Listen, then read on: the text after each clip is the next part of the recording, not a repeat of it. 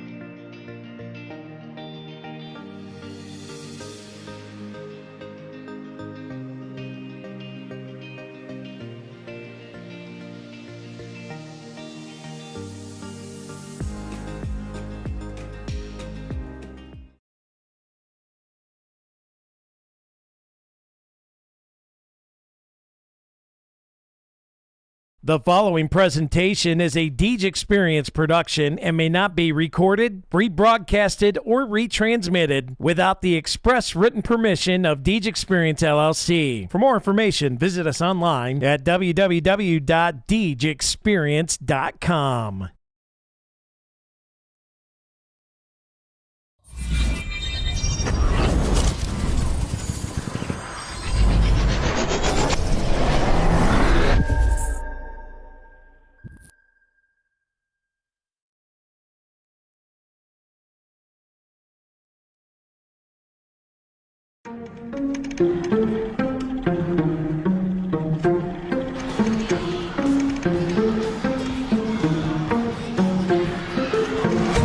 Yeah, it's been a minute, but I'm back at it. Only like to win, it's like a bad habit. If I took a loss, see how bad that's. You play me again, then I'm stat padding. Looking at the numbers, see who's hearing it. Watching all the hype go disappear again. Giving you the picture, see how clear it is. I'm high quality, like I am Deej Experience. I'm way up, seems like I've been at the pyramids. Give me an opponent, and I promise I ain't fearing it. I got so much I can lose, but game when I've been dreaming this. Why you see a mirror, cause I'm closer than I ain't fearing it. Grinding and grinding, and then I put another gear in it. Driving and driving, but you don't have no one to steer ship. Back on the topic, if you knew half of my logic, you wouldn't have no more problems, but now you know what interference is. Whoa, wait up, scores down, stay up. Tom Brady with the comeback, you know it ain't luck, so pay up my respect, don't reject that game nuts, better hang up, the white flag, you fight back to your nameless, so tell me what the time say, game time, why they didn't think it ever outscore me, gets it through, here comes the shot, and that's it! For the entree, fast break, one man to beat, got it all day. Still without risk control. Doing this for all my life. Looking for the You don't want to waste my time. And this one hammered. If you want to Deep test my left. grind, better get up next in line. Competition left to dry. They can never get in my mind. It's gonna get by. Please slow it down. I'm a beast on the ground. I'll unleash for the crowd. Play me up. One man band. I'ma run it back. You give me the chance. I'ma run it back. You're looking at a champ. I'ma run it back. Put the ball into my hands. I'ma run it back. I'ma run it back. I'ma run it back. You're looking at a champ. I'ma run it back. Put the ball into my hands. I'ma run it back. Come on for third. Check out the roof. If I do fail, I don't have none to lose. So I'ma go until I crush you when new blows. Still leaving, then I'll bounce back like I do. See how I facilitate it. You get humiliated. I'm making something from nothing cause I'm too innovative. I'm making records so I feel better for when I break it. It's for my pleasure, but I would never let you go take it. I'm kinda like that. I don't just write raps. You put the ball up, and I'ma spike that. That means I put it down. Watch me throw it while you're down. Kinda like a quarterback. I take your crap and throw it out. We can go back and forth like Serena. Just know I'm the home team. I pack out arenas and arenas. Cover the side of where we from. So after I'm finished, it's all gonna be love. Still in my bag and they still wanna be us, but I don't think no one will actually become as great as my team is. Cause I got a team of some Hall of Fame players, not to mention Jesus. Doing this for all my life. You don't wanna waste my time. If you wanna test my grind, better get up next in line. Competition left to dry. They can never get in my mind. Please slow it down. I'm a beast on the ground. I'll unleash for the crowd. Play me up. One man band. I'ma run it back. You give me the chance. I'ma run it back. You're looking at a champ. I'ma run it back. Put the ball into my hands. I'ma run it back. I'ma run it back. I'ma run it back. You're looking at a champ. I'ma run it back. Put the ball into my hands. I'ma run it back.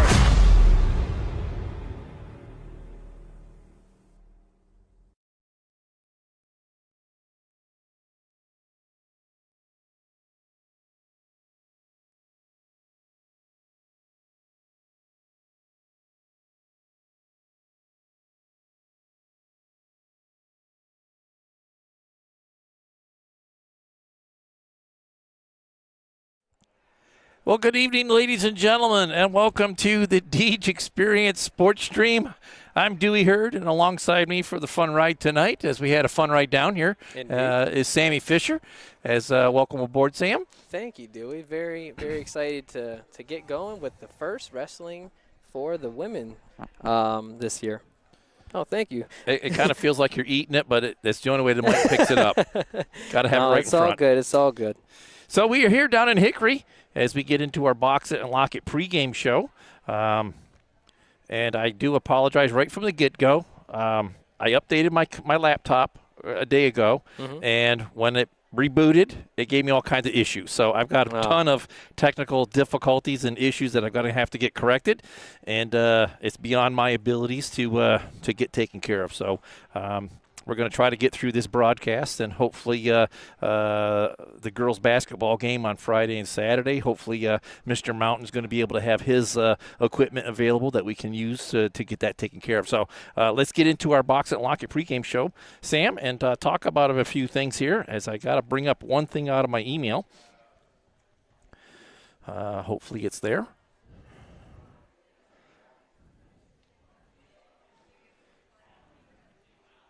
There it is. Shout out Box It and Lock It. Another pregame show from them. Thank you to them sponsoring us another year. There we go. I got it now, so we're good here. Just had to bring up my sponsor sheet so I know what we're talking about here. Let's get into our Snap Fitness of Corry's 3 Steps to Success. That was one of my icons I put on the screen that kind of got gobbled up in my technical problems. So first step tonight, first duel of the year. We're going to have to rely on being smart with what the coaches have told us in the offseason. Yeah. So all of the fundamentals, everything that they came in over the off season and they said, hey, you need to get better with this, need to get better with that. For the first wrestling match, you want to be able to see some of these things executed early. So let's lean on what our coaches have some trust in what they've been telling us all summer long and fall, and get into it tonight and lean on that. Second thing is let's see where our cardio's at. Let's see if our off-season conditioning is kicked in, and hopefully we're in a pretty good spot with our cardio. Yeah, and to my understanding, I believe that this is really the girls' wrestling program's first year of really like being on their own without working with some of the guys. So, you would like to see, how they had did in the off season without having, some of those people training with you. What were you able to do as far as conditioning goes? And, it's all different when you get into a live match. And I know that they simulate that to the best of their abilities, as much as they can. So, we'll see how it goes here. And our third step to success tonight is let's lean on some of that experience that we gained last year and build off of that and focus on becoming better wrestlers tonight. But first and foremost, let's not forget about how we got here and utilize what we've learned from the past season as well. Right, and in an ideal world, you would hope that from that last match that you wrestled, you would be able to just take that and then just kind of take off here in the first match. But we understand how it really works is, when you have all that time off and, you have to go through the off season, you don't necessarily start off exactly where you left off, but in an ideal world, that's where you would like to be. So, here we're going to have to see, how do they compare, from then and now, and see, where can they improve and how far can we take this here? I think that they have a lot of potential to do really well this year. So the girls in their second season this year, as we wrap up our Snap Fitness success, 3 Steps to Success tonight. Girls in their second year learned a lot last year, had a pretty good showing last year, and opened some eyebrows and raised some eyebrows, opened some eyes and raised some eyebrows. All of it. But dealt with some adversity towards the end of the season last year. Had a couple of key wrestlers out with injuries, so unfortunately had some holes in the lineup. So we're giving up some a 12-point swing there. Instead of gaining 6 points, you were giving up the 6 points. So that had some effect in some of the record from last year. But overall, I thought the girls had a good inaugural season, and they're moving forward. I believe, correct me if I'm wrong, Sam, but I believe we did not have any seniors last year. So everybody that was on the team last year came back this year, and there are over 15 ladies on the roster this year. So that's good for the program, as they have a lot of people in the practice room as well, getting ready to get out onto the mat here tonight.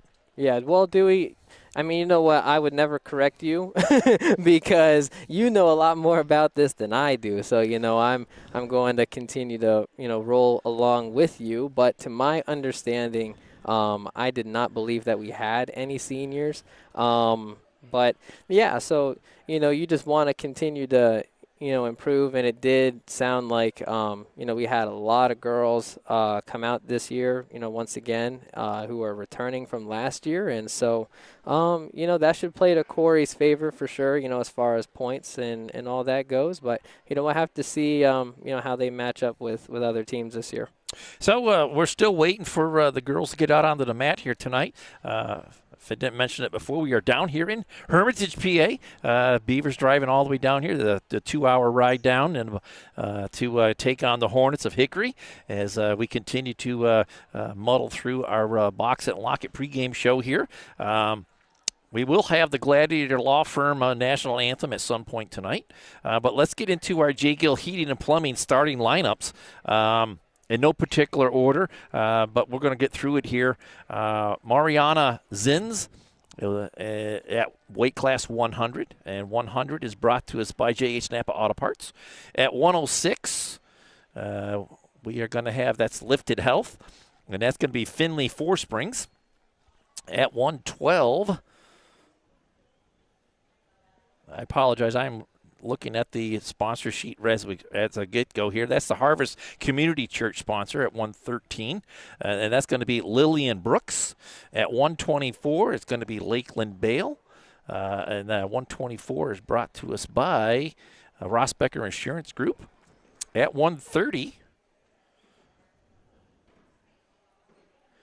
it's going to be Vern's Garage, and that's going to be McKenna Williams. Charlie Gantz is at 136. 136 brought to us by, there it is, Corry Community Foundation. 142 is brought to us by Rossbecker Insurance Group as well. At 142 is going to be Coda Kuzma. At 148 is Farah Four Springs. And 148 is brought to us by, I'm going to go with Corry RDA. And 160 is going to be Olivia Crone. And 170 is brought to us by Lecom Corry Memorial Hospital. 190, as I find it here real quick, is J.H. Napa. No, that's... I can't read my own writing here. It's all good if you need the printed one. I have it too. You have the printed one? Well, I'm talking about with. No. Yeah, no. I'm talking about my sponsor sheet here. 190. Oh. I'm just going to have to pick somebody here because I don't see it on the board. There's 189. We're going to, but I thought that was 100. 100. I don't see a 100 on here. Dewey, you gotta love the first wrestling match of the year. Well, let's go with Crossroads Fellowship. They're a sponsor in there. They got one of the weight classes in there, and it's going to kind of vary as we go throughout the night. 190 is Mackenzie Doubt, and at 235, that will be UTEG's Body Shop. It's going to be Carlin Brown for the Beavers. So but we'll get them announced again here as they get through the lineups, as the official lineups will get announced here tonight. So we'll go through that again once we get to that, but that will be in just a little bit. And did you ever receive the roster for Hickory? I did not get the roster yet, so we're past the 6:30 mark, almost 6:45. So they're a little behind schedule. We're right on the button here. We're ready to get things going. We've been ready for a while, Dewey. Yes, we have. So that will be coming up here in just a little bit. But as soon as they're ready to get going here, we'll be ready to bring all the action here.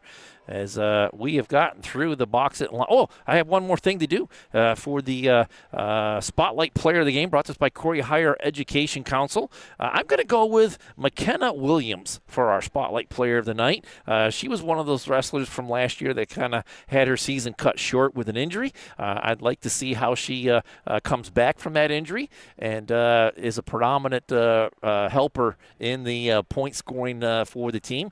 And we'll see what she can do here on the night. See if she's healthy, see how she comes back from that injury, and see what kind of impact she can have coming off of the IR. Yeah, well, and hopefully you would say that when you miss time like that, you have like a little extra fire. You've been sitting. It's just been kind of festering, and maybe even eating at you a little bit, getting to watch your team, but you feel like you aren't able to contribute, and so. Very excited to see her get back out here today. And, you don't want to go so crazy to the point where you just, forget about everything that, coaches have taught you. You just start playing, without thinking. But, at the same time, that should be a little bit extra motivation. And, it'll help her start off early, hopefully in this case. Yes, hopefully.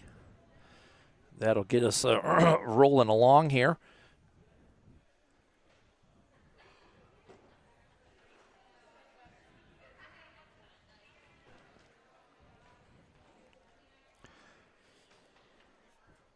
And again, we're just kind of waiting for the girls to get out here to get going. Not a lot of people in the gym yet. The Hickory side's kind of filling up a little bit, but we got a few Beavers on the far side there. So hopefully we have a good showing of the Beaver Nation here tonight here in Hermitage. Yeah, Dewey, I can feel the anticipation. It feels a little bit tense in here. I don't know what it is. Maybe it's just me. Maybe it's just because I've been waiting. I haven't gotten to get on the microphone very much, but I don't know. It just kind of feels a little bit tense right now. The anticipation is kind of building. Lights have been dim, and we've been ready for a little while. You're going to have to wait just a little bit more. Don't tell me that, Dewey. I don't want to wait anymore. Well, we're going to have both the girls' teams come out. One will take the mat first for warm-ups. They'll have 5-10 minutes or so. And then when they get done with the mat, the other team will get the mat. And then when they get done, they'll line up, and we'll have the national anthem brought to us by Gladiator Law Firm. And then after the national anthem, we will have the J. Gill Heating and Plumbing starting lineups announced, and then we will get into the action. Yeah, well, I mean, sounds like we got some time, so we're gonna have to hold on a little bit. Are we showing the warm ups and getting into that too? I'm not sure how that works with the stream. We'll show it. Yeah. I'm trying to write things down on my cheat sheet here. Yeah, no, I should be, coming in more prepared like you and Tim and Rob, all you guys come in and have your clipboard with the notes and you start writing down all this extra information that I know is needed. Not me. I just come in and I'm going to be your wingman tonight, Dewey. Well, ill prepared or ready to go. I'm glad to have you. Yeah, I'm definitely glad to be here, and however I can help is what I would love to do. There we go. I found another sponsor on here. It just appeared? Well, it was up in a different area, so I wasn't looking for it up there. But I found it, so we should be good. All right.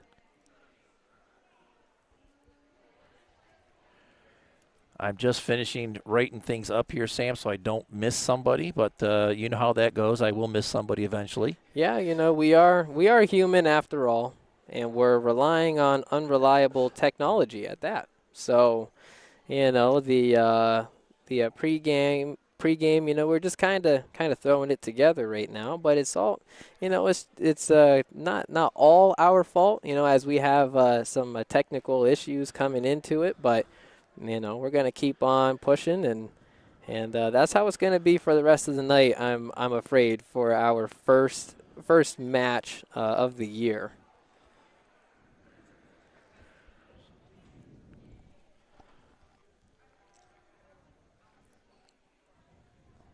But Dewey, while we're waiting here, I mean, do you remember off the top of your head what the team had did, like, record-wise last year? No, I don't remember. No, yeah, I don't remember off the top of my head. I do know that they won against Sagertown at home. They won at General McLean. That's big. And they, other than that, I don't really remember their. Their record. I could probably look it up. Yeah. I mean, we have some higher expectations. I would say it's pretty safe to say, as you're coming into your to the second year now, still, granted, you have to remember that this is only the second year, so it's not like they have that program that they've been building for years and years and years. Some of these girls did come up through the Corry Kids program, and they've gotten some experience and some mat time wrestling from ages 6 to middle school. Yeah. And then also some of these girls at the varsity level did wrestle in the middle school program. Yeah. Other teams coming in, they see that this is the second year for the Corry girls wrestling team.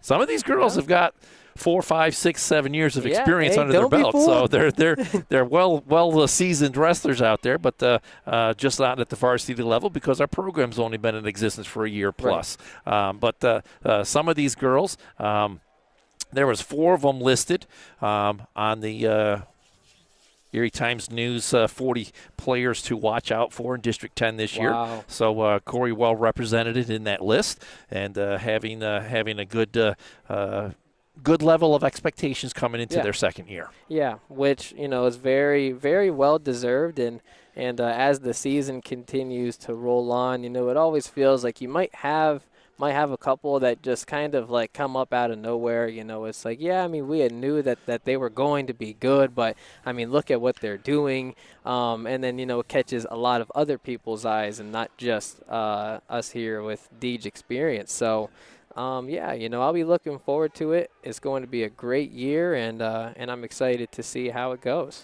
Just looking over the roster that I read off earlier, Sam, I believe of those weight classes, there's only 3 girls that I really don't recognize on that list. There was 9 of them that I did. So that I know that are repeat from last year.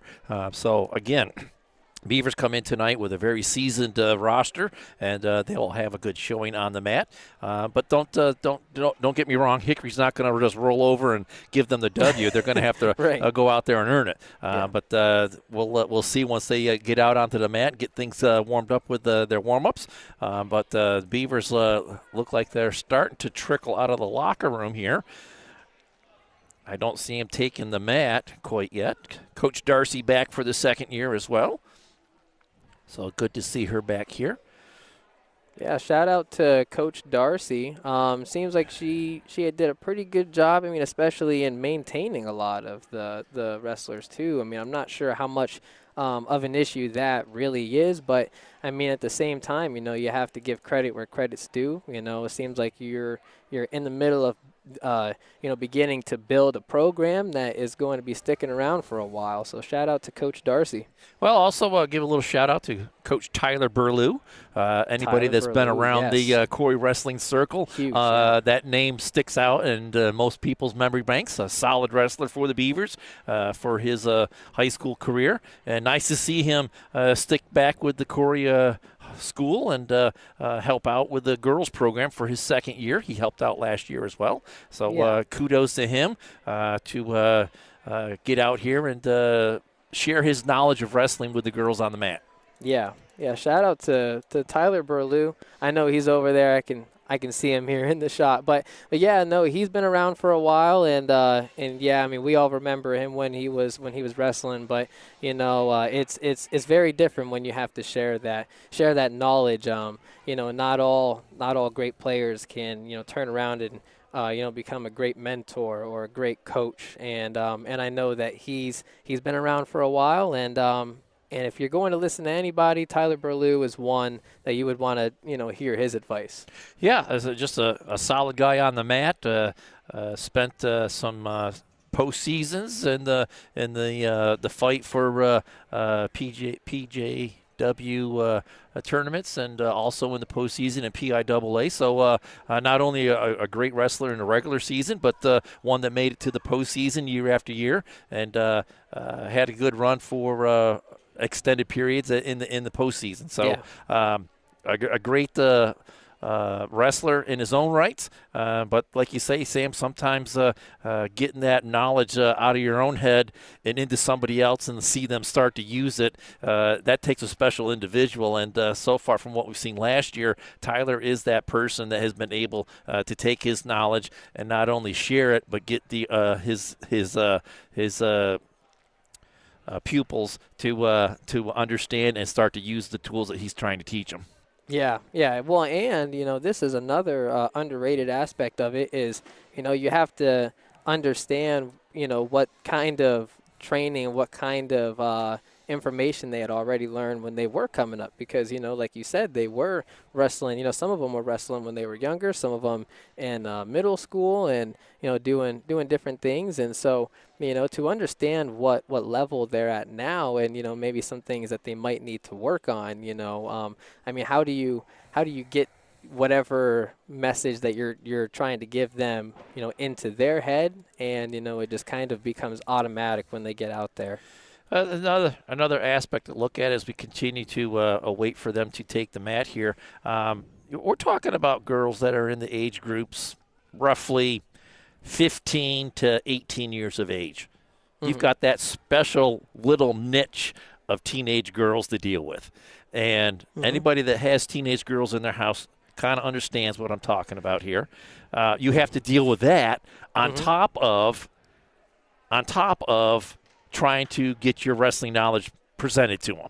Yeah. So, you had a older sister? Yep. So you know what I'm talking about. Older sister and a younger sister. So you got both ends of it there. So, you got that special, unique years of their lives at that age group that, sometimes it's just a little thing that'll set them off. Sometimes you got to find a way to get in and get them off of it. Yeah. So the Corry Beavers onto the mat here as they will get warmed up. Again, I read off, I know there's about 16 girls on the roster. And they're looking to get things warmed up and nice looking warm-up uniforms. And, at the end of the year when we have the banquet, I say this for all the girls' athletics that we do, softball and volleyball and basketball and so on and so forth. It's not fair that these girls get to get all dialed up for the banquets. Why is that? I don't recognize them. No. I don't have to learn their names all over again. They should have to wear their usual garb that they do when they're on the wrestling mat. Right. It'd be much easier to recognize them with their hair all braided and ponytailed back and pulled back and slap some headgear on them, and I might be able to recognize them better that way.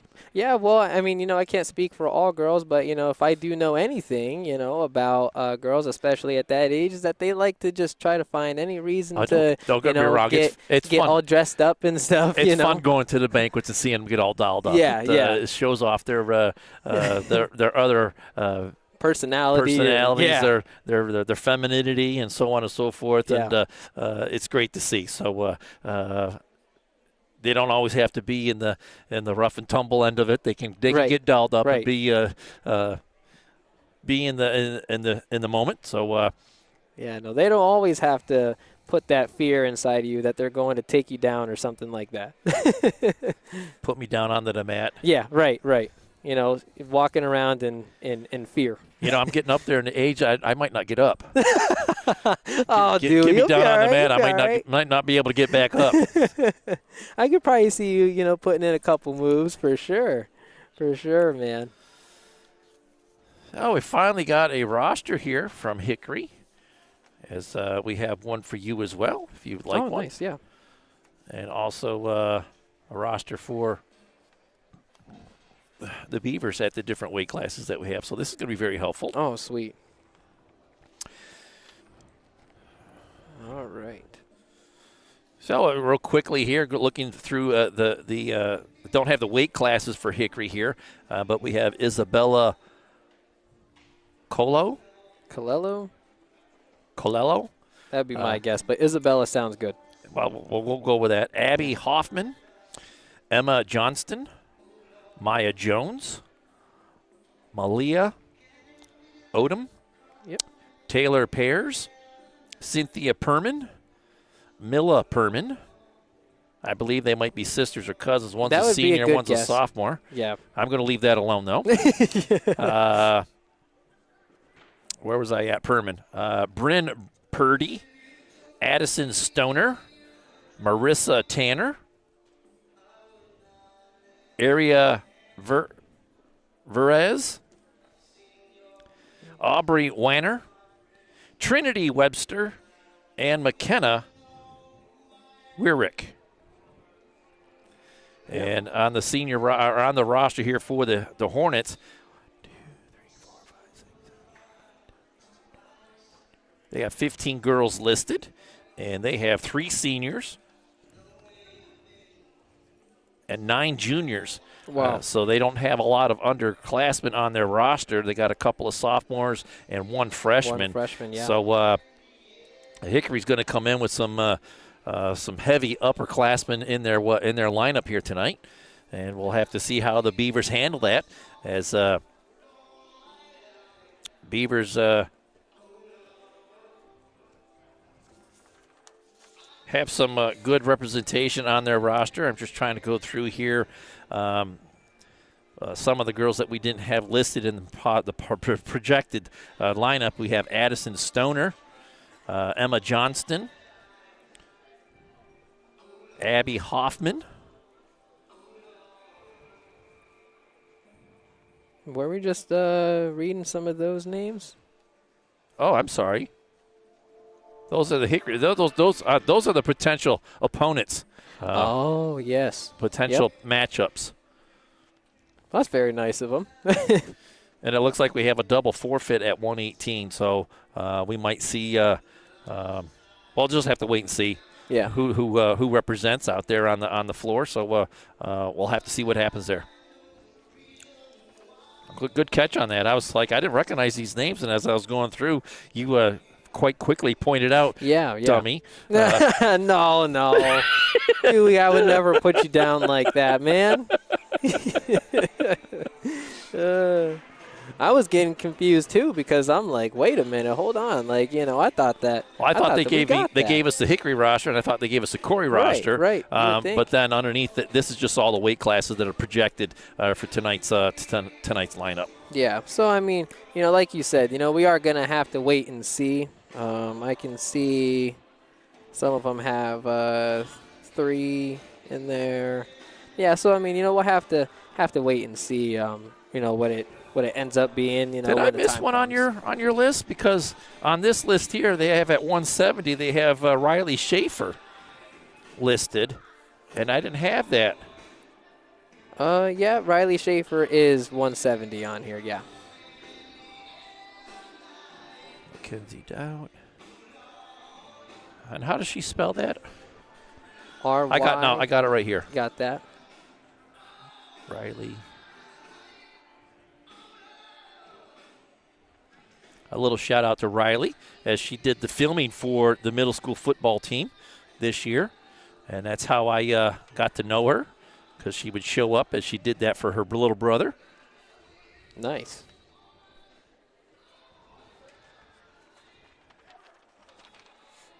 I think we have everybody else lined up there. Yeah, everything looks pretty good to me so far, but I'm sure my human eyes are going to come into effect. Well, here. I didn't list her off when we went through the J. Gill Heating and Plumbing starting lineup. So my apologies, Riley, as you are on that list and didn't get your name read off, but you are part of the lineup here tonight. Yep, Riley Schaefer, as I look for her to have a good showing here tonight. Yeah, the girls are all circled up down there in the middle of the mat. And new this year, that's the Munns merch, middle of the circle. Hey, just like we have that for the mid-court stripe in basketball. Yes, Munns merch. Thank you for coming out sponsoring this year, as we'd like to get all of our sponsors taken care of. As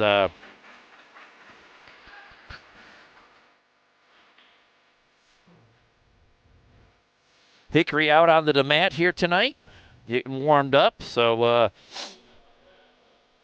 I don't see any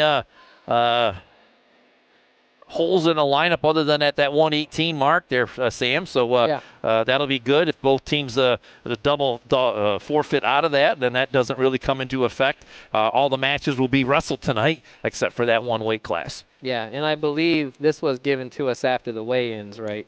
So it should be pretty accurate. Well, I do know wrestling coaches like to bounce things around. Yeah, they like to take control of the lineup and mess it all up on us. Yep. Don't give us any information until after the fact when you can't do nothing with it. So we will do our best to recognize the wrestlers out there and get things taken care of.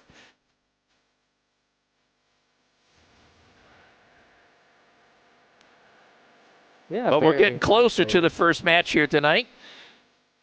As Hickory finally out there getting their warm-ups taken care of.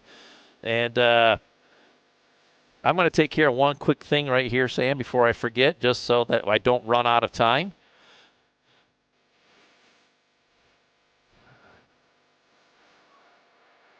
I know we have the broadcast scheduled to 9:15 tonight, but I'm going to bump that out just a little bit so that we make sure that we get it taken care of. Yeah, make sure that it doesn't cut us off here. I mean, we got started a little bit later than we thought. So, yeah, we're pushing over the 7 o'clock hour here, so they're a little behind schedule getting going here. But no middle school or nothing else here tonight, so just girls action here as we await the opening match here. And I got that taken care of, so we'll be all set to get things going here. I did not see any particular weight class that we're going to start at. They have a 100 up on the board, but I don't know if that's correct or not. Do I dare take a stab at it and put it up there? I mean, might as well. If you have to put something on there, yeah, I'd go for it. Well, I don't have to, but... Well, if you don't have to, then I wouldn't, because we all know how this goes. They just like to throw us for a loop, and then next thing you know, we're gonna be behind the 8 ball. Well, I just can't wait. I gotta put something out there. Well, Dewey, might as well. I can't help it. I'm gonna roll the dice here, and hopefully I'm right. Yeah. Well, it'll make for a good little moment if you're right. But don't let Scott be watching this if you're wrong. And then you start off and you're behind. I'm not afraid of being wrong. Hey, well, that is a good thing to have, Dewey. That is a good thing to have, but yeah, Scott will let you know. I love that guy. I do. I love him. All right, we're rolling with it.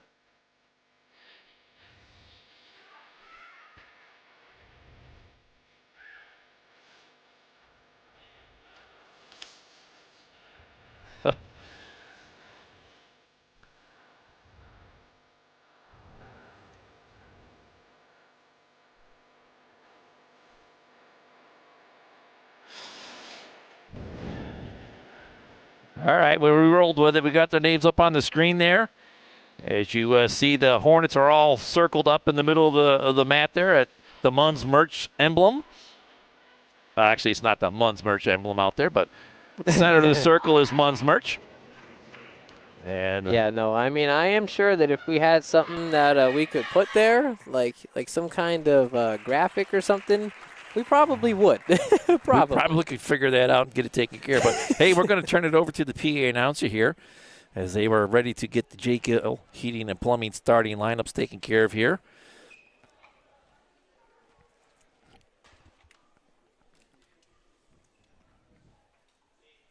Has this gone quiet in the gym here?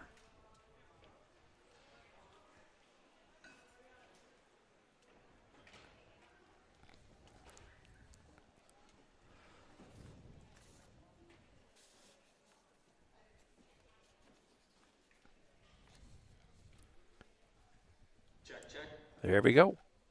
Good evening, everyone, and welcome to the Hive, home of Hickory Hornet Girls Wrestling. Tonight's guests are the Corry Beavers. District 10 and its member schools encourage and promote sportsmanship by student athletes, coaches, and spectators. Profanity, racial, or ethnic comments, or other intimidating actions directed at officials, student-athletes, coaches, or game management will not be tolerated and are grounds for removal from any contest. We welcome you to Hickory High School and ask that you please remember sportsmanship. At this time, we ask that you please rise and face the flag as we honor America with the playing of our national anthem.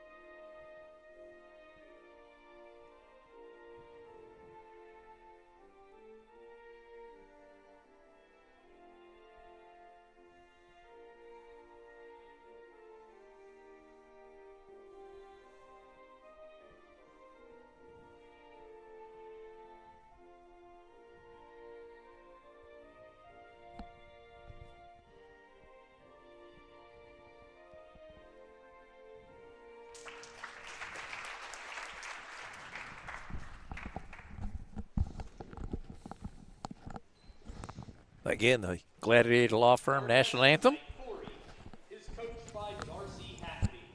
Hickory is coached by James Phillips. And our official tonight is Vito Pelosi. And now, let's meet tonight's potential lineup.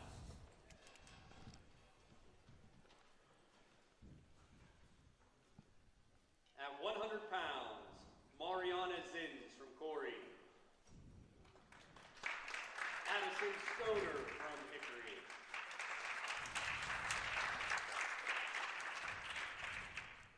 At 106, from Corry, Finley Forspring. From Hickory, Emma Johnston. At 112, from Corry, Lillian Brook. From Hickory, Abby Hoffman.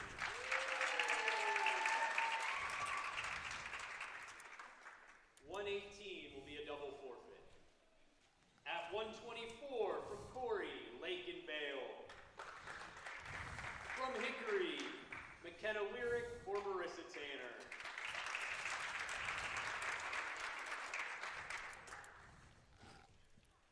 At 130 from Corry, McKenna Williams. From Hickory, Aubrey Warner.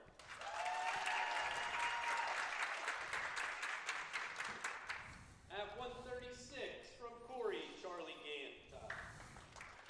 Hickory, forfeit. At 142, from Corry, Coda Kuzma. From Hickory, Isabella Colello.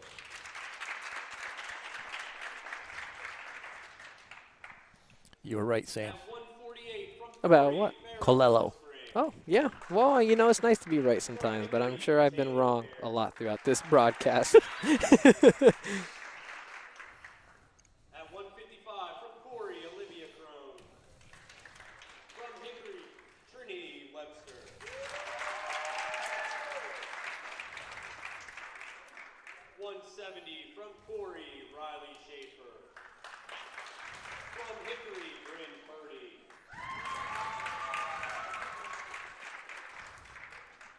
At 190, from Corry, Mackenzie Dow. From Hickory, London Shaw.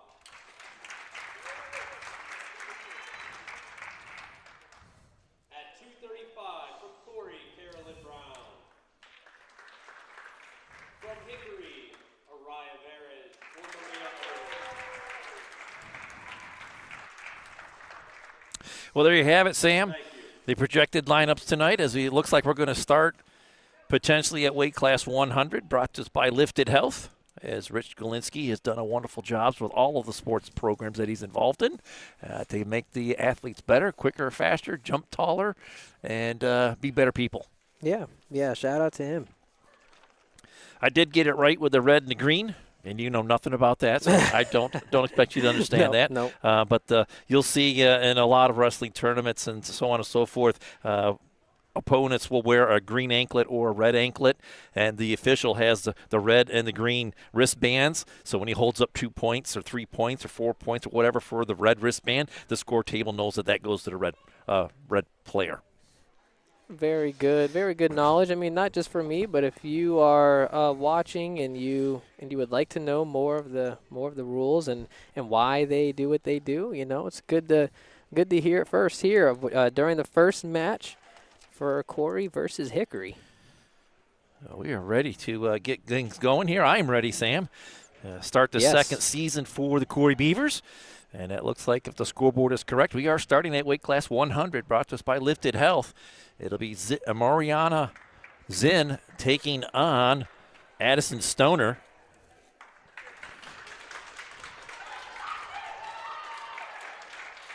As we are ready to get things going. At 100 pounds, from Corry, Mariana Zinn. And from Hickory, Addison Stoner. So we did have it right. Match 1 of 13, ready to get going here. It's a good way to start off, Dewey. And we are underway here. Zinn backs up off of the starting block as they look for wrist control right into a standing cradle, but a good fight back there by Mariana. As she has a head, trying to put a step over and get the takedown. She'll square up to her as they're close to the out of bounds as they fight through that, and nobody scores the initial takedown. Right back into it here. Zinn fighting off the efforts of Stoner. And Sam, I already screwed up. I didn't start the clock here, so we're down to 1:20 to go here in the first period. You know what happens? It does. I was all excited. I was ready to press the button and nothing there. Stoner in on a head and arm again, trying to get that leg to go with it. And Zinn comes back with a throw of her own. And Stoner's going to get in behind, lace the legs in, and scored a 3-point takedown.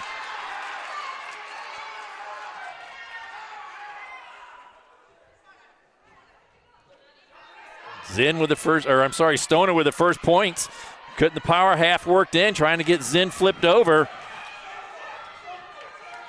Mariana doing a good job of limp arming out of that. Just can't get it to go in, trying to work back up to her base. 35 seconds to go here in the first. Addison still working with that underneath the arm. Finally tried to get her flipped over, getting some near fall points. Got a good 3 count there. Gets her flipped back over again, but Zinn just flips her hips right back over. 14 seconds to go here in the first. Stoner working underneath that arm, trying to get her flipped back over. 5 seconds to go. Zinn continues to work up off her back. And she's going to fight through the first period, but she's going to give up some near fall points. 4 near fall points, and she's going to trail 7-0 after the first period. Well, starting off hot, Dewey. Ain't no feeling out right now. It's straight to the action. Zinn defers to the third period. Stoner takes down to start the second. Stoner looking to build on that 7-point advantage here to make it into a major decision as the whistle blows. As they work off of the Munns Merch middle of the circle. Trying to get that far side cradle worked in. Trying to lock it. Just can't get it worked in. Stoner back up to her feet. She's in on a leg now. Zinn continues to work with that cross cradle. Rolls her over. Still maintains control with the leg. She's got to keep that leg to keep control. Stoner trying to step over and behind. And she'll finally get that corner and score the relevant church reversal. making it 9-0. It's turned into a major decision here for Stoner. As she goes right to work again on that power half. Zinn trying to work up to her base. Stoner continues to work underneath that arm with that power half. 1:04 to go here in the second. Stoner just relentless with that power half. Zinn just can't get up to her base. Got to find a way to get up to her base and try to get out of that as she again limps arm trying to get that power half off. Finally gets back up to her base, and we get a potentially dangerous call, stoppage in time. And Stoner almost collapsed to the mat there. And now she will have some injury time here, it looks like. Oh, she's going to get a full Nelson called against her, it looks like. Or is he just telling her to be careful? Nope, he did give her a point. So the score is now 9-1.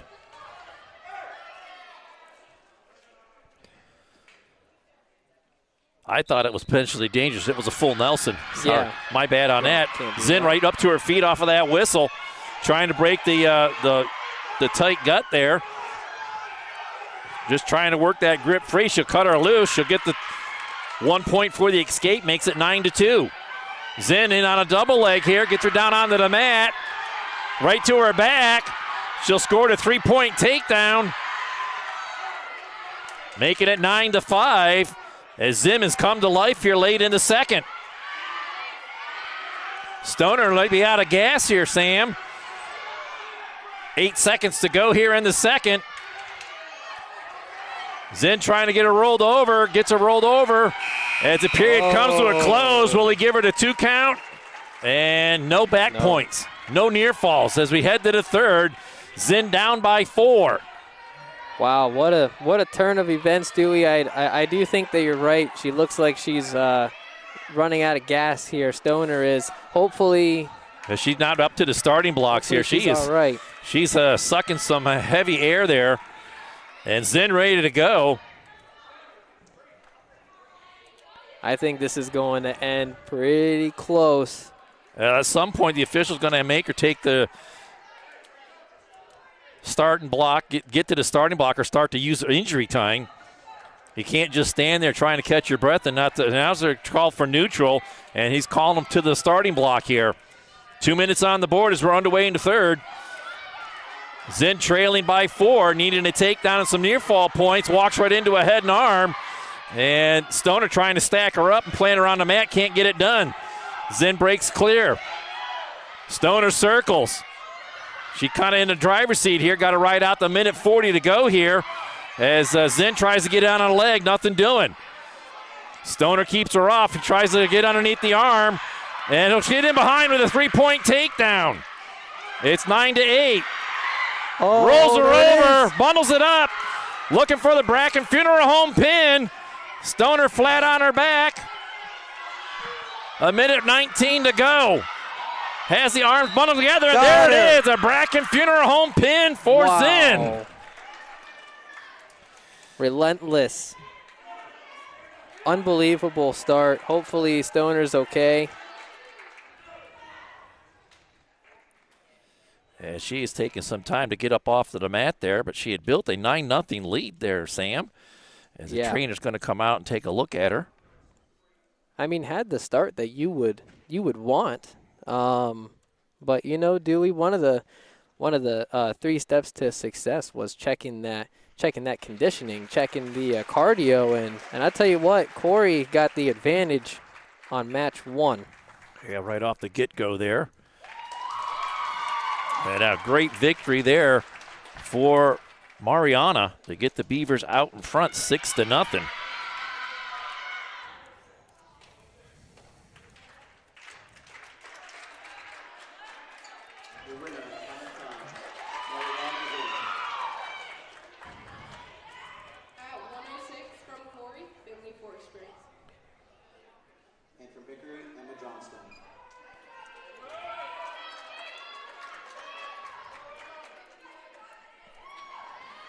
Well, what an exciting match to start the night as we get going here in period 1 here.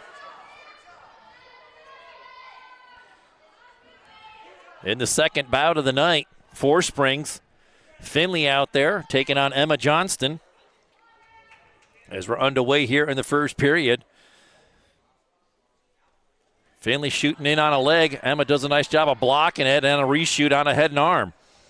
Finley comes right back with a head and arm of her own. See which one can pop their head out and get the better of the circumstance here. Finley back up to her feet, driving forward close to the out of bounds. And they're going to step out, and we'll go back to the starting block neutral.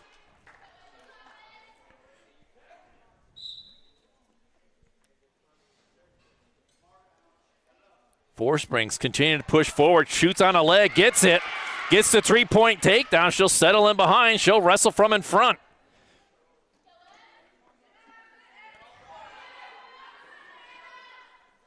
Finley working up top. They'll circle around, and it's an official timeout. And he's checking somebody for leakage somewhere. Thought he saw some blood, it looked like. I don't know if they picked something up from the previous match.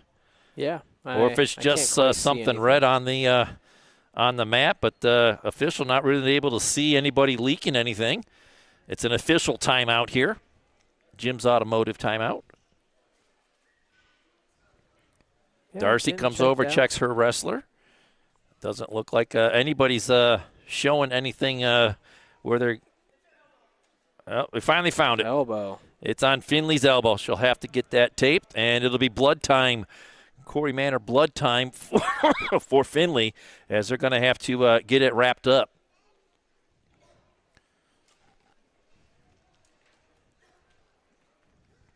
Well, I'm going to back and talk about that first match, Sam. What a great way to start the night. Wow. Yeah. Yeah. Mariana come out and was in a deep hole. Deep hole. Almost double digits. And come all the way back. And not only did she get the victory, but she got the 3 bonus points and got the bracket funeral home pin. Yeah. So a nice start to the dual match here tonight for the Beavers. Yeah, no, I mean, definitely seemed like she had enough to take her there with the points, but then you get the pin and it's like, well, that's definitely the bonus. Yeah, wow, what a way to start off, and I'm glad that was the very first match here. Wasn't something that we had to wait for, so maybe the other girls would get a little extra fired up from that here. Well, Finley got the leakage getting wrapped up on her.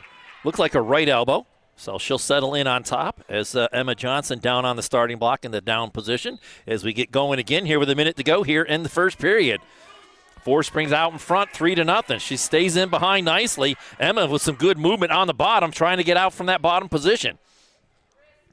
Finley works in with a tight gut now, staying in good position behind. Not letting Emma get away from her as they wrestle close to the out of bounds. And finally, Emma does get the 1 point for the escape. Makes it 3-1. Neutral with 30 seconds to go here in the first. Finley looking for another 3-point takedown. Working with wrist control. Nice single leg stab there. Gets the takedown and puts it right over to her back. Got a couple of swipes there on the near fall points of official holding something. And it looks like it's just going to be 2. So that will make it 8-1 in favor of Finley. 2 seconds to go and 1. As the first period comes to a close, Finley out in front, 8-1. Couple of takedowns. Emma has choice here. She's going to defer to the third. And Finley emphatically points to the Munns Merch middle of the circle. And she takes down to start period number 2.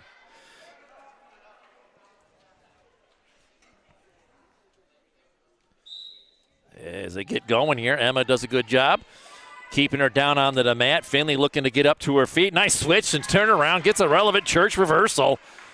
And it is quickly 10-1. Major decision on the board now for Finley. And Sam, what I mean by that is instead of getting 3 points for the victory for the team, she'll get 4. Oh, whoa, that is big. A tech fall will give you 5 points, and the pin gives you 6 for the team points.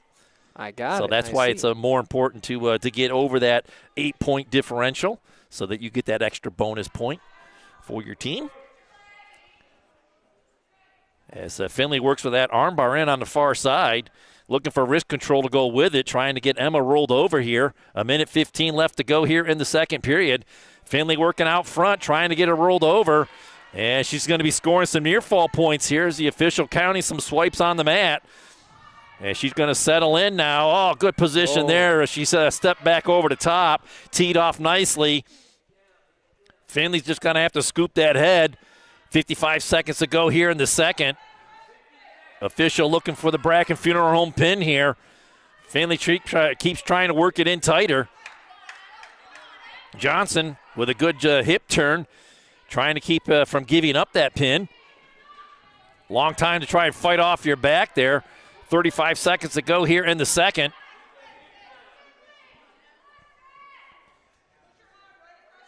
Finley's going to have to continue to work on top here. She's got the, well, there it is. Got the Bracken Funeral Home pin with 24 seconds to go in the second.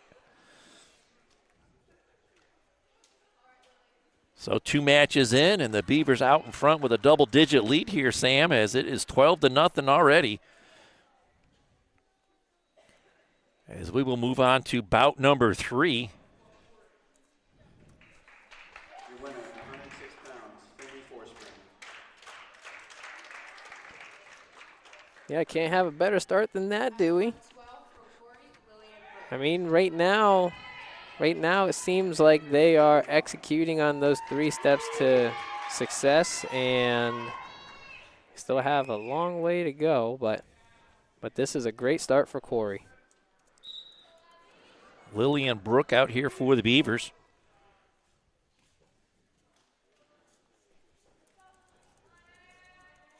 As she is taking on Abby Hoffman of Hickory.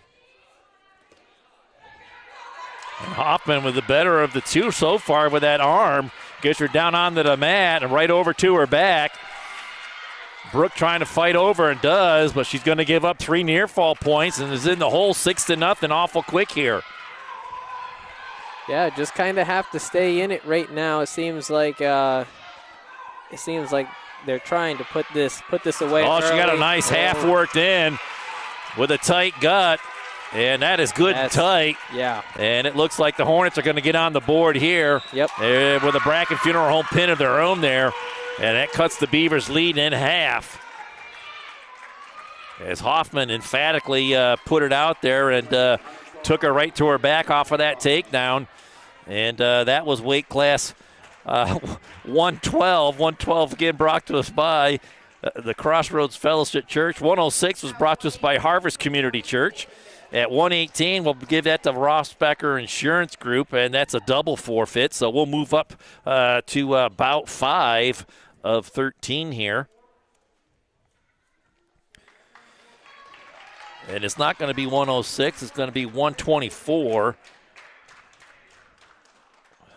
And coming out for the Beavers, I believe, is going to be Lakeland Bale.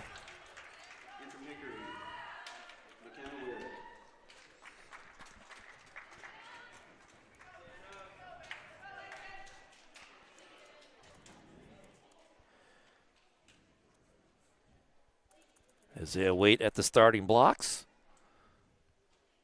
You said that was McKenna Warwick? Okay. I'm not sure if that's a W or an N there, but. It's W. Wyrich. Gotcha. As they get going here. And they quickly go out of bounds, which gives me just enough time to get the name up onto the board there. Hey, it always works out, doesn't it? Back to action here in the first period. Lakeland using that collar tie, trying to get her down onto the mat.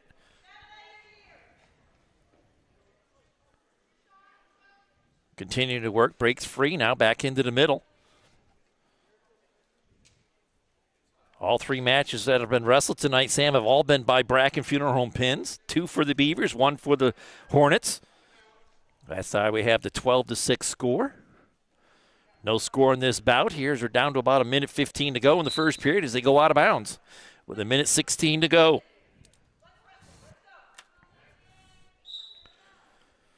Tapping the head, working in for wrist control. Both wrestlers seem to be doing the same game plan here. Yep, kind of feeling and it neither out. one getting the advantage.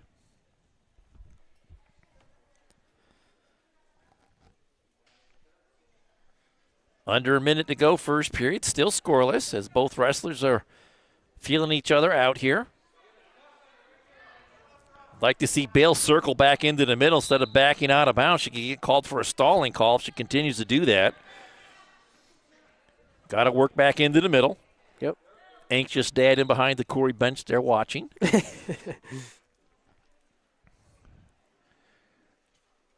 Again, both wrestlers trying to work for that wrist control in the middle. 35 seconds to go in the first here. As both wrestlers looking for a late takedown here to take an early lead in this match. Now she shoots in on a double leg here. See if Lakeland can finish it. Keep driving forward as she tries to pick a leg up. Has one leg picked up, doubled up on one leg, and keeps driving forward but can't get it into a takedown. As McKenna fights it off. Been able to fight it off. Down to 5 seconds to go here. And the first period's going to come to a close with neither wrestler getting a takedown. Wow. Very, very defensive start here. Bale has choice, and she's going to take neutral.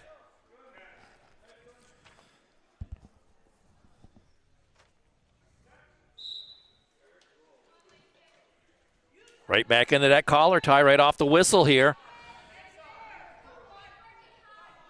Wyrick puts the underhook in. Bale fights it off as we continue to work here. Early in the second, neither wrestler with any points on the board. And really in that first period, Sam, neither wrestler took much of a shot except for Bale late in that first period. Got a nice double leg, but just couldn't get it to work it in. Right, yeah. Into a takedown. As Wyrick works in with an underhook here, looking for a trip to go with it. Bale doing some good footwork to stay out of it. Works back into the middle. Continues the working forward is the Hornet. Bale keeps the back up. Now she turns and goes back into the middle. Yep, there you go.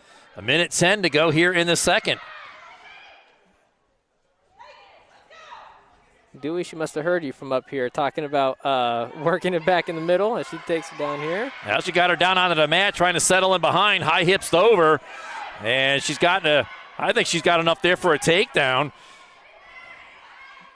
She's got to get her head freed up. That arm from Wyrick not allowing the hand. Now she gets the takedown. There it is. And puts her right to her back.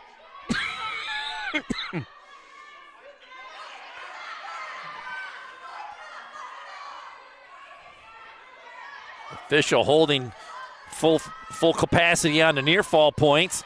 25 seconds to go here in the second. Bale looking for the pin. She needs to tee off on her opponent there and gets the bracket funeral home pin nonetheless. Wow. And we're back to the pin fest here. This is why I love wrestling, Dewey. Starting to love it already. Just pin, pin, pin.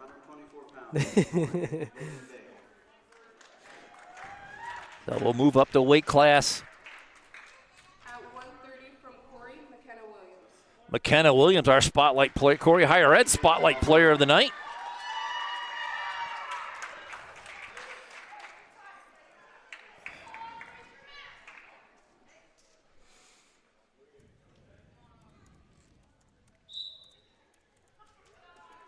Here we go.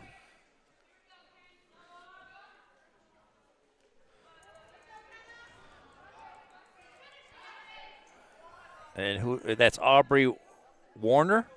Yeah, I think that's Warner.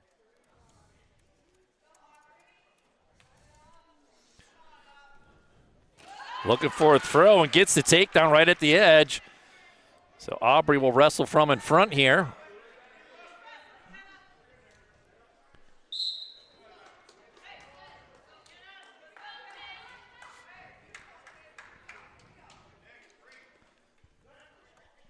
McKenna gets set on the starting block. Aubrey covers on top, works with the underhook. Williams trying to get up off the bottom.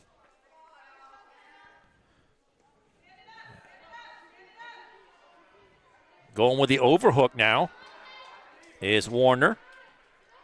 Williams back up to her feet. Still with one hand down on the mat, trying to get all the way up into a stand, and does. Warner still with control as Williams trying to get hip separation and get the escape. 50 seconds to go here in the first. She turns into her and gets the 1-point escape. It's 3-1.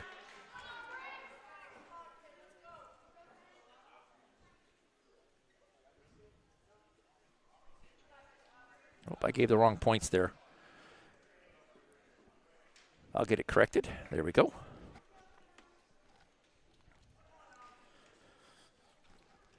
Tried to throw by there, didn't work. Right into a single leg. Got the leg, but didn't get the points as Williams comes right back. Then turns into her. She'll get the 3-point takedown and puts her right over onto her back. And she'll settle in behind now and get 3 near fall points as well. And that's going to change the scoreboard a little bit. Yeah, that could have swung the other way real quick, Dewey. It's 7-3 now in favor of Williams. And she's going to ride out the first period in front, 7-3. We'll head to period 2. Warner has choice. And she looks like she's going to take down to start period number 2. Williams will cover on top as soon as their opponent gets settled in. Chins her right back to her back and can't get her down there for a long count. Works in with a half Nelson with far wrist control. Trying to tuck that head in underneath. Still with that half. Trying to work around out front. Warner got up to her feet, and Williams put her back down onto the mat. 1:30 to go here in the second. Williams with good wrist control on both arms. Warner trying to work back up to her base. And the official right there watching, and he's going to call a full Nelson on Williams, and that's going to give Warner another point. That'll make it 7-4.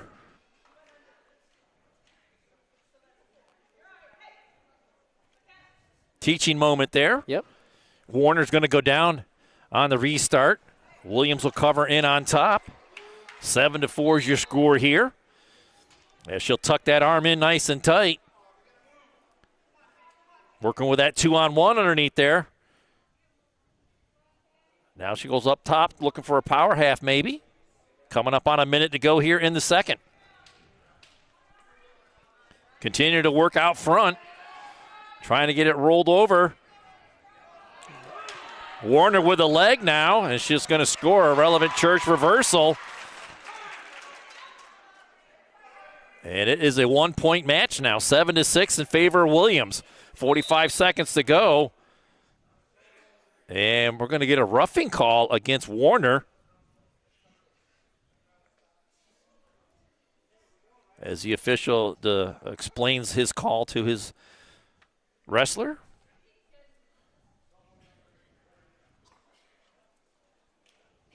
And I believe that first roughing call is just a warning. No points were awarded. So Williams back down on the bottom for the restart here. Warner covers on top. 40 seconds to go here in the second.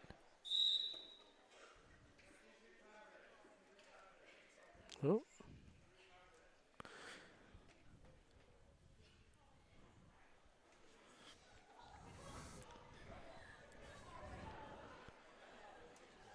And Williams had to go visit the garbage can. You know, it happens, and hey, it's the first one. You don't think that it would be uncommon. Well, I'm surprised they let her get off of the mat.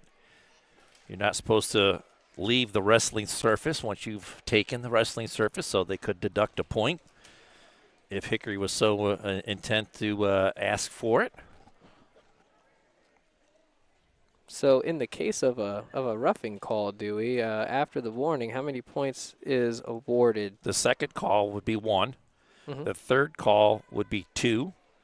The fourth call would be 2. The fifth call is a disqualification. Wow. Okay. So yeah, I mean, you would figure that there would be, at some point they would just say, all right, disqualified. Getting up to 5 though, it seems like. Yeah, they let it go for quite a bit, but the same thing with stalling or any of the calls like that, stalling or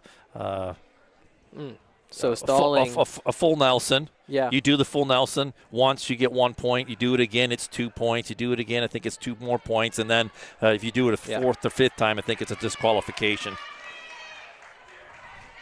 Well, she's back out. We have 37 seconds to go here in the second.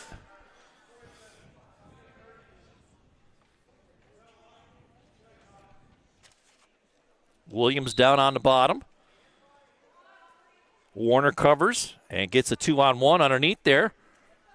30 seconds to go here. Williams trying to break that control and pass the arm over her head, trying to get back up to her base. Does. 20 seconds to go here in the second. Warner keeping her down on the mat. Trying to get the arm bar in on the near side. Looking for the half on the opposite side. Gets the half worked in. 7 seconds to go here. Williams trying to ride out the period here with a lead and take that to the third period, and she does. Work it to a third period here. 7-6 lead, and she has choice for the third period. And she's going to take top. Dewey, would you say when you're in this position and you're up 7-6 going into that final period, are you playing a little bit more aggressive, trying to get more points? Are you trying to basically wrestle not to lose? In the third period at a tight match, you always have to look to score. You can't, if you try to prevent, you're just giving it away. You just can't defend everything. So I always like to see wrestlers continue to wrestle and push forward, keep the offense going, and that's just what Williams is doing right here. Thank you to Mr. Mike Muncy for giving me a little update on the previous call. There was had a leg trapped underneath there. It was a stalling call, and that's why it was called that way. As Williams worked through that roll through, and it's staying in good position here. Minute 20 to go here in the third. And Williams can't give up the escape, or we'll have a tie match. Yeah, you got to hold on here. And there it is. Warner gets the escape, and it is 7-7. A minute to go here in the third. And now they're calling for injury time. Warner calling for injury time. Oh, heads off the mat again. That's the trash can was brought onto the mat for Warner. Yeah, we're having all kinds of issues here. As the official did come over and tell Williams you cannot leave the wrestling surface, as they brought a can for her as well, as this has turned into the can match. Yeah, I mean, hopefully there's some level of understanding here. I mean, well, it's not looking good for Warner here. She's down onto the mat now, seated on the mat, and at some point, 7-7, she's going to run out of injury time, and it'll turn into running on blood time then. And once you're out of both your injury time and your blood time, if you can't take the starting block, you have to disqualify or forfeit, and that would give the match to your opponent. That's so tough, because you know how much they've been putting into this match, and I mean, really just to prepare for it in the first place. Nobody wants to go out, but 56 seconds left. You kind of feel like they're going to keep going, and 56 seconds is still a lot of time, even though it doesn't sound like it. But let's see who gets the upper hand. Over back to action here. Neutral looking for a takedown here. Williams working on a trip there, couldn't get it through, and they go out of bounds. Still no change in position or control. So back to neutral on the starting block. That wasn't a roughing call. That was a stalling call. I misread it. Okay. I misread it. Yeah, no, I mean, it was kind of hard to see it through the. No, I just flat out I missed that, and I knew that fist up like that was not a roughing. It's stalling. I should have known better. It's okay, it happens. But thank you to Mike Muncy pointing that out to me. I appreciate that. Yeah, thanks to him. He's helping educate me as well. So we're down to 20 seconds to go here in the third, and neither wrestler really having much of an offense here. We're down to 10 seconds in on a double leg is Williams, and she'll look to step over, get in behind. 5 seconds. Got to get something here. And she finally gets the 2-point takedown with 2 seconds to go. And she'll get the 3-point victory here for the Beavers. That's your spotlight player of the day. Yeah, Dewey. she came through for me, got the hard-earned victory there. As we move on to bout number 7.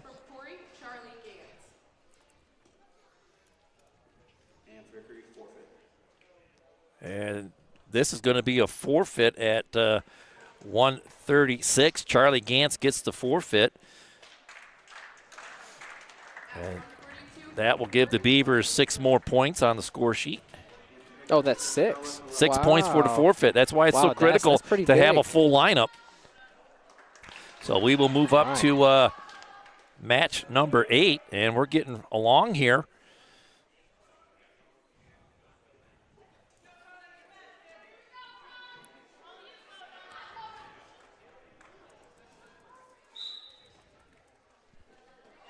This is 142. Kota Kuzma quickly with a takedown.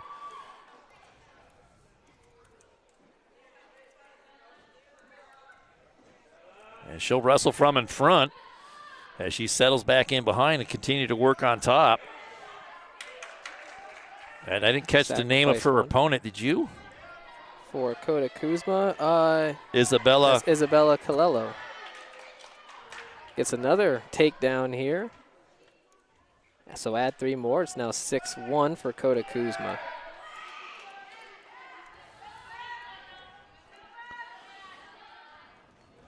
I was looking for the pin here.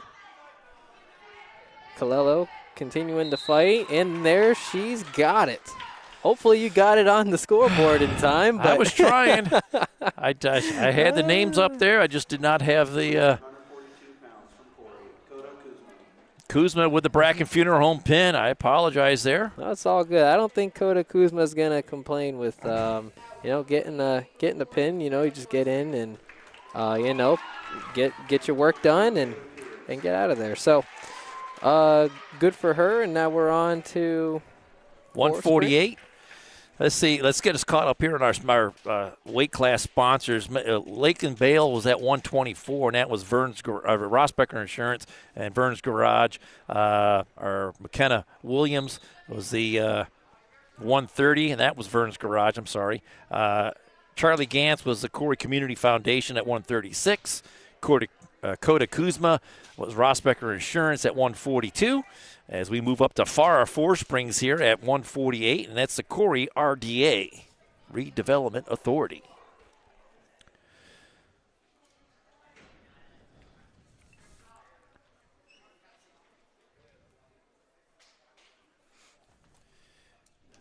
I'll have to switch over and get the names here. Her opponent for the night.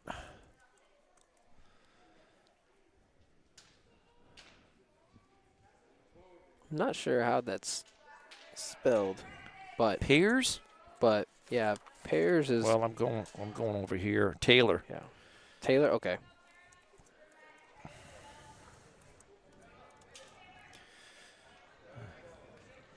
Girls taking their time out there, giving me a chance to utilize my poor typing skills.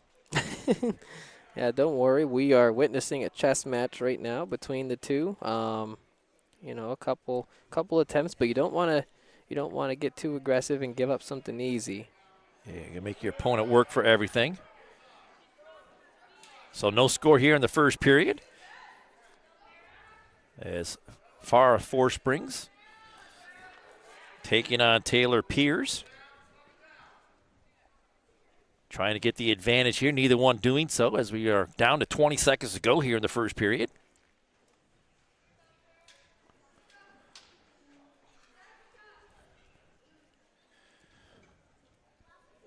So we got 5 more matches to go after, or 4 more to go after this one. Pulls her down onto the floor, Piers does. As the period comes to a close, no score. We'll head to the second, scoreless. Forest Springs defers to the third. And Piers will take top to start the second. Sam, I was getting to the point there. We're getting long in the tooth here as Hickory's running out of matches to win here to get back in this one. They're trailing 33-6 on the team score. Yeah, Dewey, it feels like this is a pretty big match. I mean, it could swing either way here. Yeah, 4 more matches to go. That's 24 points. And we're going to have locking hands against Piers.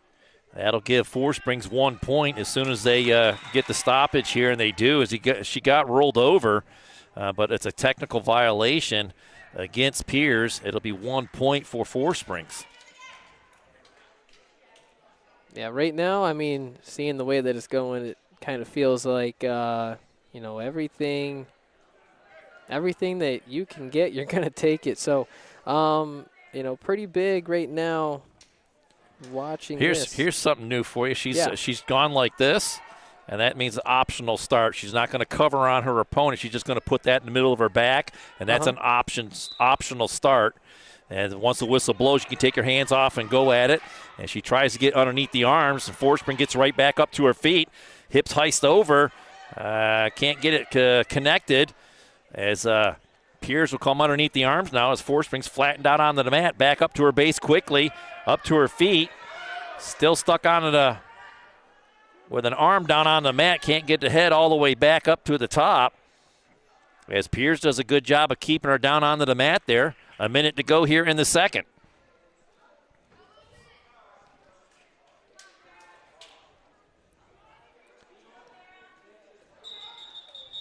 And quickly out front, and again, the official calls a full Nelson. That's the third full Nelson of the night. Dewey, I mean, in 3 different matches. It doesn't seem like it's pretty but common. He's been pretty consistent with it, though. Yeah. That's what you like to see, be consistent and be objective and fair across the board. I believe Hickory's been called for 2, and the Beavers have been called for 1, so no trending one way or the other there. 40 seconds to go here in the second. Forest Spring out in front 2-0. Back up to her feet, trying to get the escape as she'll work on wrist control, and Piers put her right back down onto the mat. 30 seconds to go here in the second. Piers has done a good job of riding this whole period. Forest Spring's done just as good trying to get up off the bottom and just done everything but get the escape. Yeah, right. Back up to her base again. Piers with that heavy half worked in. Nearly got called for a full Nelson again there. As Farr trying to work back up to her base once again. 4 seconds to go here in the second. Second period comes to a close. And Forest Spring able to score 2 points on the bottom. I'd stay right back on the bottom. Yeah, I mean, you know, see if you can get that escape. I mean, she had choice. She takes neutral to start the third. All right.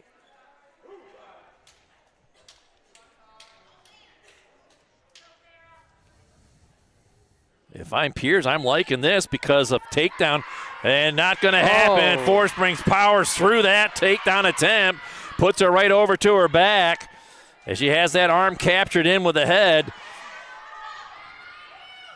That'll give Farrah the 3-point takedown, making it 5-0. And she's looking for the pin as she's up on top, trying to keep those hips turned over. Wow. A minute 20 to go here in the third. That's close. A lifetime to fight off your back. And there's the Bracken Funeral Home pin once again as the official slaps the mat one more time.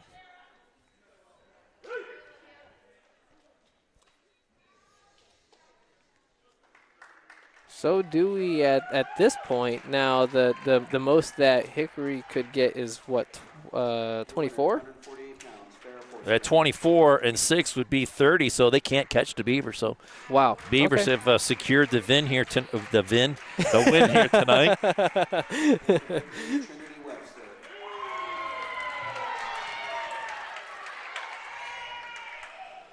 Olivia Crone for the Beavers coming out. Been some good matches here tonight. Yes, very, very fun to watch here.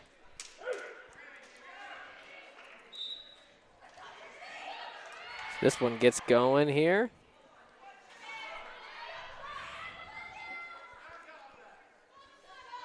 Olivia Crone.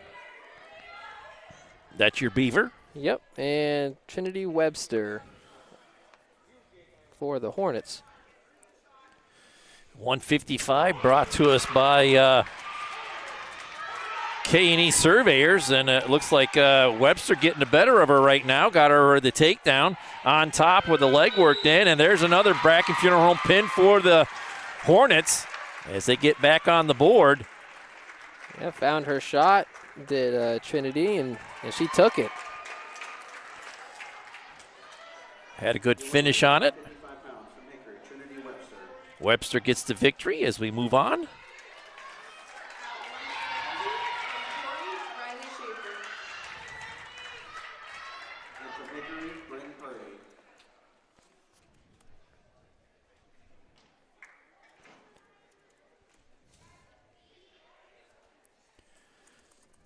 So here's Riley Schaefer for Corry and Bryn Purdy for Hickory. This is the 170 class. Right off the whistle on a single leg. Schaefer fighting it off.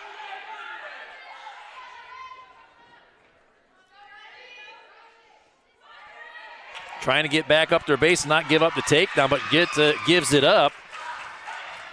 As the Hornet will wrestle from in front. Bryn getting the takedown, working with the power half, trying to get her rolled over. Schaefer rolling or spinning through it. Not going over. Trying to work up to her base now. Purdy keeps stepping with that power half. Schaefer does a good job of fighting it off. Now she's going to have to fight back up to her base and get up and out of it. Yeah, Schaefer's doing a good job just kind of fighting it off right now, and then let's see if you have enough here to get up.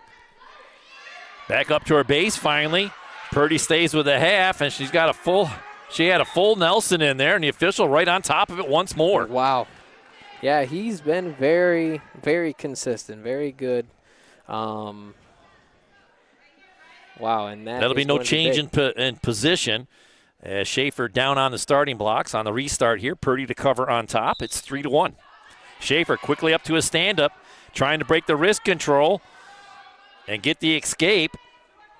Still working on that wrist control, trying to get it broke free, and does. Gets the one-point escape, dives right in on a single leg. Pushing right into it. And she'll get in behind and get a three-point takedown. Wow. It's 5-3 in front in favor of Schaefer. Looking for that near side cradle, has it locked up. Trying to scooch her over. She'll readjust and finally using that hip to get her stacked up high. Oh, there it is, good and tight. Oh, Purdy my. trying to fight it off. I'd like to see Schaefer keep her hips up just a little bit more. Getting a little too much underneath her opponent. Yeah. As the period comes to a close. 4 near fall points for Schaefer. It's 9-3 after the first period.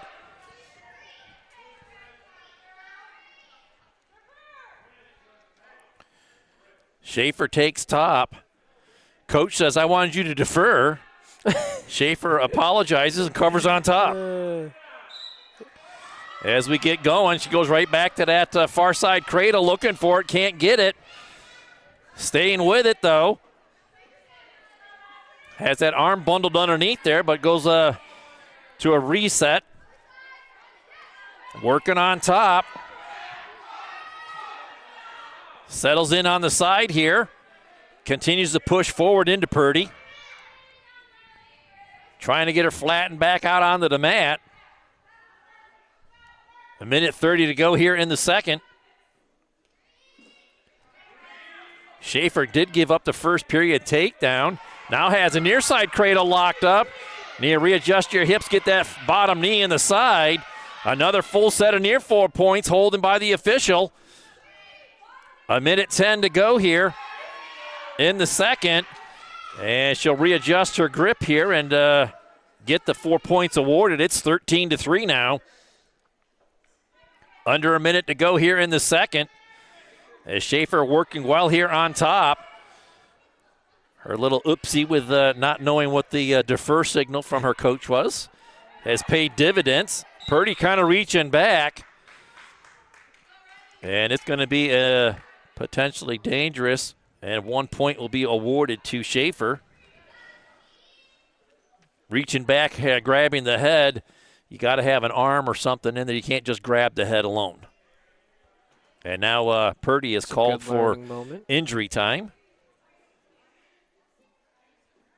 As it looks like she might be a little lightheaded. Yeah, I mean, it's been a very eventful 2 periods. Yeah, Purdy got out to a 3-0 lead in that first period with a nice takedown.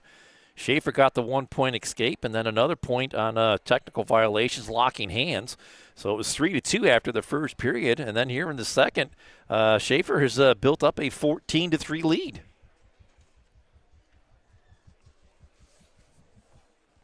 Yeah, I mean, ever since Schaefer was able to kind of, be able to get up, find her base, she was able to then take that shot for her takedown. I mean, that's kind of when the match flipped to me. We talk about it a lot.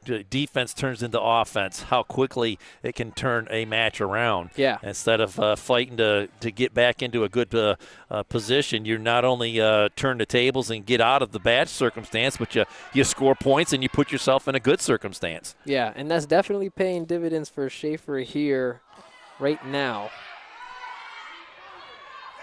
Purdy up to her feet. Schaefer will pull her back down onto the mat, and she's going to get called for locking hands. And not only that, but gives up the relevant church reversal. And Purdy going to score a lot of points here. We've talked about a 7-point move before, but she's going to get 1 for locking hands. She's going to get the 2 point for the reversal and 4 points. That's a 7-point move. Wow. And so that's going to make it 14-12. What a swing. She just needed a little bit of water, Dewey. Is that all it was? That's all it was. Purdy needed some water. And the second period is going to come to a close with Schaefer out in front, I have it 14-12, but the scoreboard here has it 14-10. And Purdy has choice. I don't think the officials. Oh no, wait. No, that is right. I gave one too many. Never mind. It is right. 14-10. She had 3 points. So 7 and 3 is 10. Yeah.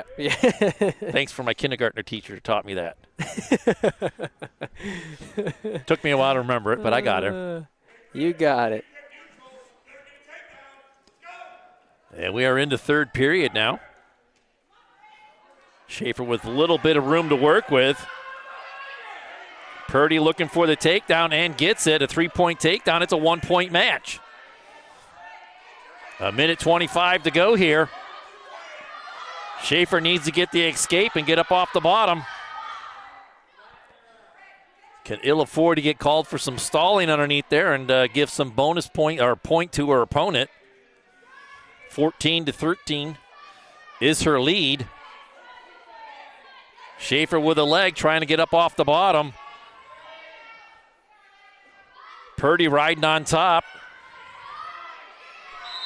And we have a stalemate called by the official, so we'll reset. With Schaefer down on the bottom, Purdy to cover on top.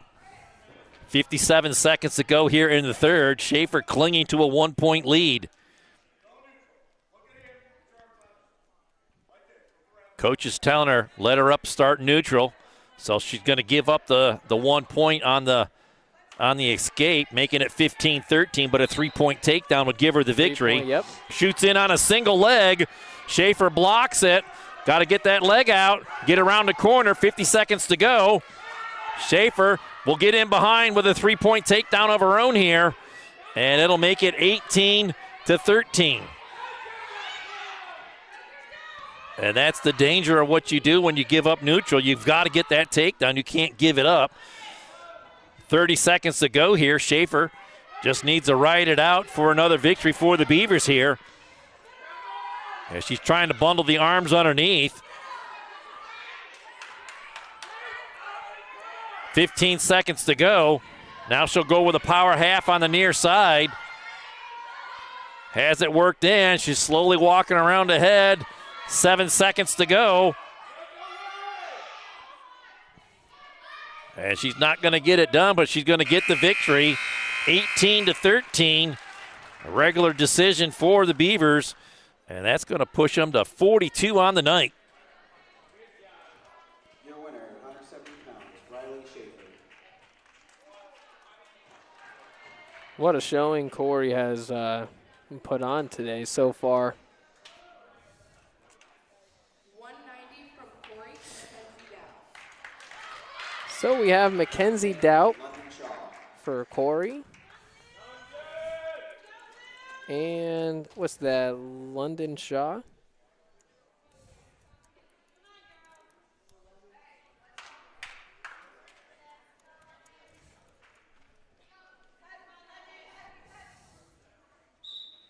And here we go.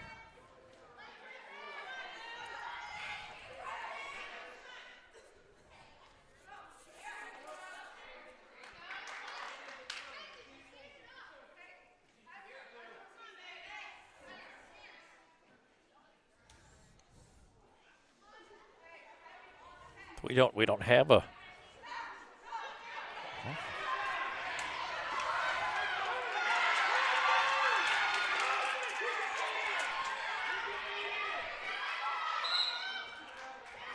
And out of bounds is called. 190 brought to us by UTEG's Body Shop. No score here. First period, down to 1:20 to go. Doubt and Shaw going at it here. Shaw looks like the stronger of the two, but unable to get Doubt down onto the mat as we're approaching a minute to go here in the first. Beavers have secured the victory here tonight. Out in front 42-12. Some good solid wrestling for the first duel of the year for the Beavers.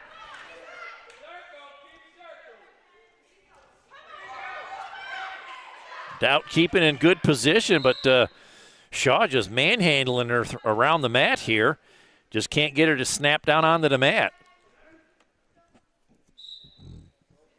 Yeah, and while you were setting up the scoreboard there, it seemed like Shaw had gotten close to getting that takedown, but maybe didn't get credited points as, we're getting close here. Yeah, good roll through there. She's going to keep the head and arm and get the 3-point takedown. And she'll look to get her rolled over to her back. And Doubt does a good job of keeping off of her back, not giving up any near falls, and will get the 1-point escape, making it 3-1. 10 seconds to go here in the first.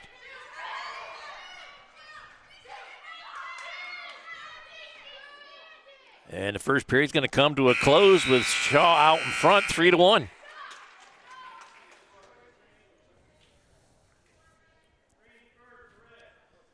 Shaw defers to the third. And Doubt is going to take top. And what a year of experience will do for an individual, as Doubt looks very much in control of her surroundings out there on the mat. Yes, indeed. Oh. Nice reversal there by Shaw to make it 5-1. Good quick move off the bottom there on the restart. as we move along here in period number 2.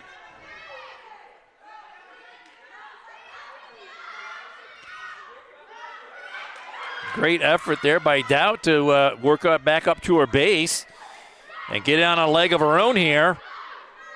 Shaw trying to block and come underneath. Dowd back up to her feet.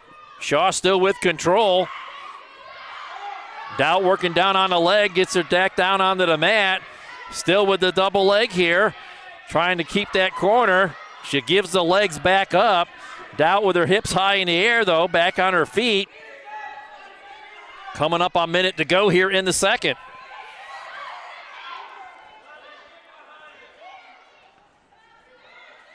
Shaw getting a little high here.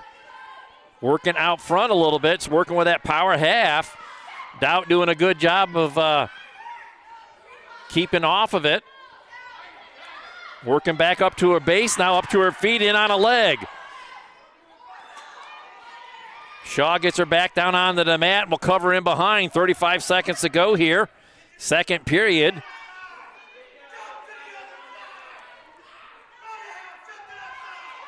Shaw working with that half. Trying to get her rolled over. Dowd trying to fight it off as best she can. And there it is, a Bracken Funeral Home pin for the Hornets.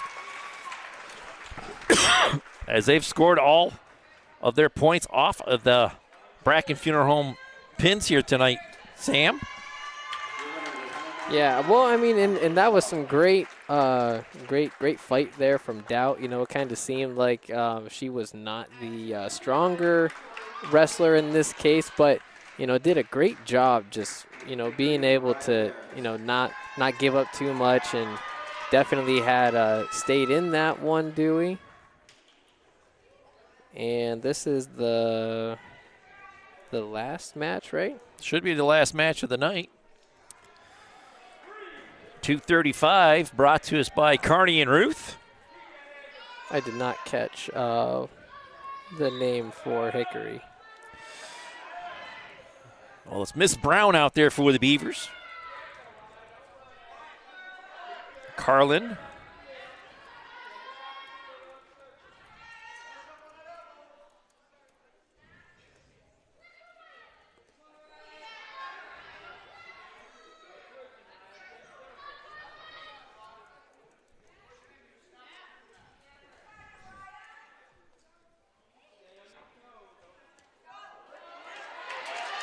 And there's a good takedown right there.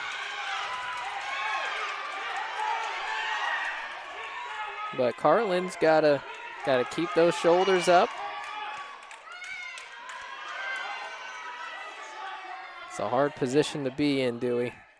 Yes, very difficult to work out of with 1:08 to go, and they get to slap the mat there with another Bracken Funeral Home pin, as that'll round out the night.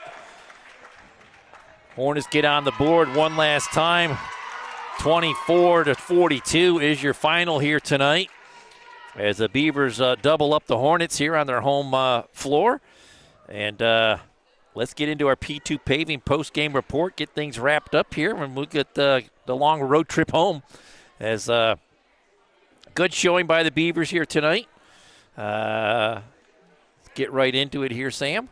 Yep. As we will have our Healthy Smiles of Corry offensive move of the night. Oh, offensive move of the night. I'm giving it to Schaefer in her match, as she did a nice defense and then turned it right into a nice single leg takedown and take the lead in her match, yes, eventually going on to victory there. Healthy Smiles offensive move of the night. The new Kitchen Village defensive play of the night.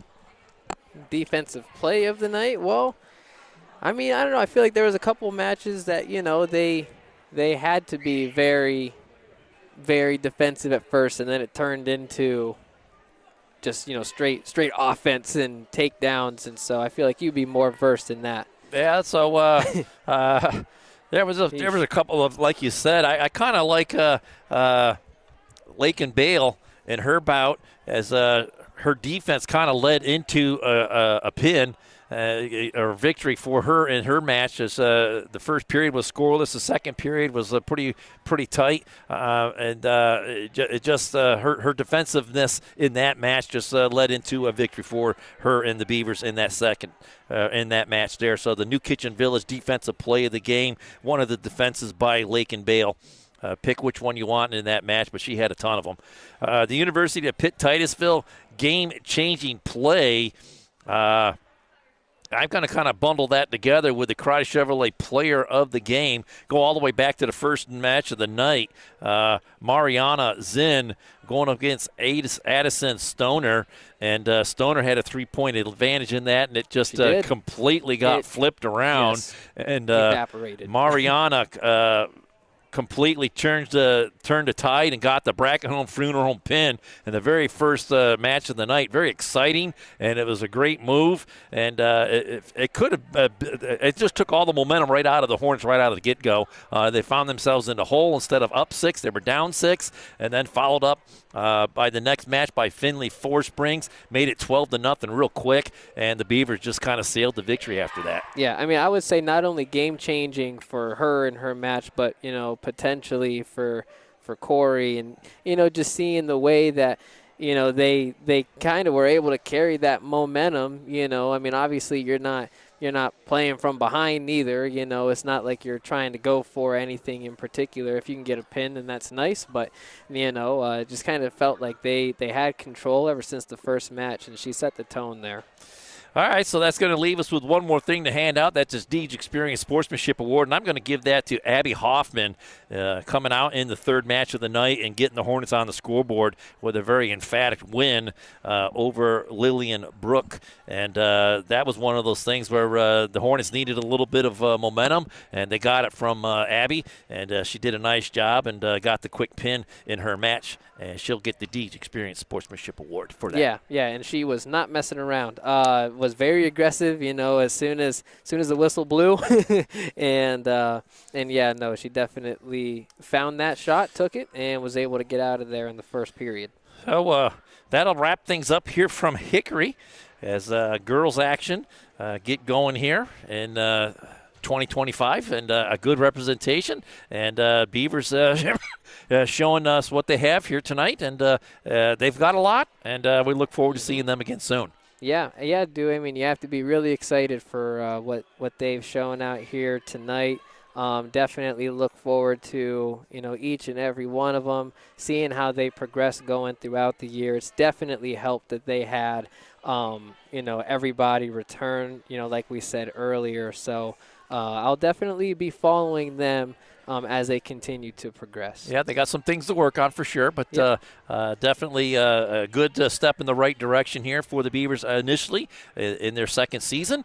And for Sam Fisher, I'm Dewey Hurd. Thanks for tuning us in, and we'll meet again in a future broadcast. Speaking of future broadcast, Sam, girls basketball in action Friday and Saturday at the Northwestern Tip-Off Tournament. So we'll be out there for the coverage of that.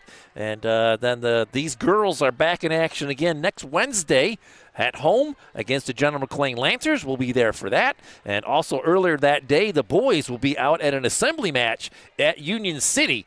And I took the whole day off of work. Wow. Took the whole day off of work. I'm doing wrestling. You're a trooper, I'm doing wrestling the whole day. Hey, so for Sammy Fisher, I'm Dewey Hurd. Thanks for tuning us in. And until we meet again, we're going to say God bless and good night.